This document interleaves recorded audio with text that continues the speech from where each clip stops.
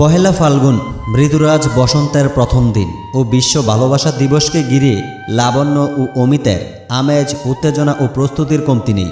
তাদের বিশ্ববিদ্যালয় জীবনের শেষ বসন্ত এটি। দিনটাকে উদযাপন করতে লাবণ্য নীল রঙের শাড়ি পরেছে, অমিত কিঞ্চিত নীল রঙের একটা পাঞ্জাবি পরেছে। তবে পুরোপুরি নীল রং বললেই ভুল হবে। দুইজন পাশাপাশি ক্যাম্পাসের কৃষ্ণচূড়া শোভিত রাস্তায় হেঁটে চলছে। প্রথম দর্শনে দেখলে মনে হবে হাত দুটো বিনা সুতায় গেঁথে আছে। সময় যত গড়াচ্ছে তাদের হাঁটার গতি তত কম আসছে।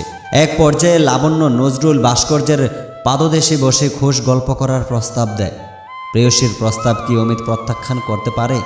দুইজন পাশাপাশি বসে আছে আর আকাশ পানে আনমনা দৃষ্টিতে তাকিয়ে আছে। দেখলে মনে হবে শত জনমের বিরহ তাদের ঘিরে রেখেছে।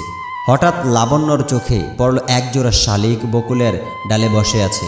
সে অমিতকে বলল, দেখো শালিক দুটো কত সুন্দরভাবে নিজেদের মধ্যেই ভালোবাসা বিনিময় করছে। ইস, তুমি আমি যদি পুরোটা সময় এইভাবে কাটিয়ে দিতে পারতাম।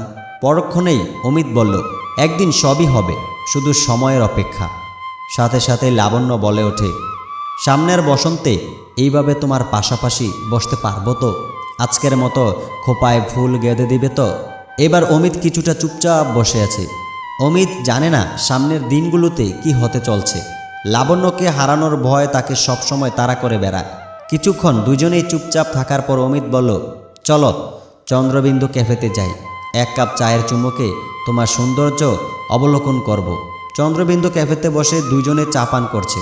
অমিত চায়ের কাপে চুমুক দিচ্ছে আর অবলীলায় লাবণ্যের দিকে তাকিয়ে আছে। পলকহীন চাহনিতে প্রেয়সীর সৌন্দর্য অবলোকন করছে। মাঝে মধ্যে চায়ের কাপে চুমুক দিতে ভুলে যাচ্ছে। হঠাৎ লাবণ্য লক্ষ্য করল অমিতের চোখের কিনারা বেয়ে অশ্রু গড়াচ্ছে। লাবণ্য জিজ্ঞেস করল, কি হয়েছে অমিত? এবার অমিত কিছুটা কাপা গলায় বলল, তুমি আমার জীবনে আছো তো? বাকিটা জীবন তোমার এই অপরূপ সৌন্দর্য অবলোকন করতে পারবো তো? লাবণ্য কিছুটা অভয় দিয়ে বলল, হ্যাঁ, আমি সবসময় তোমার পাশে আছি, তুমি শুধু বাকিটা জীবন আমার সাথে থেকো। এই বলে লাবণ্য শক্ত করে অমিতার হাতটা চেপে ধরল। দুজনেই কিছুটা চুপচাপ থাকার পর অমিত বলল, অনেকটা রাত হয়েছে, চলো তোমাকে হলে দিয়ে আসি। এই বলে দুইজনে হল সম্মুখে হাঁটতে শুরু করলো। হল গেটে এসে দুজন দুজনের দিকে অপলক দৃষ্টিতে তাকিয়ে রইল। আর কিছুই চাই না, একবার তুমি শুধু আমার পাশে থাইকো। দাসী ভাবিয়া একবার এমন বসন্তে দেখা দিও, কেবল চক্ষু পরিতৃপ্ত করিব। এই কথা বলে লাবণ্য হলে প্রস্থান করল।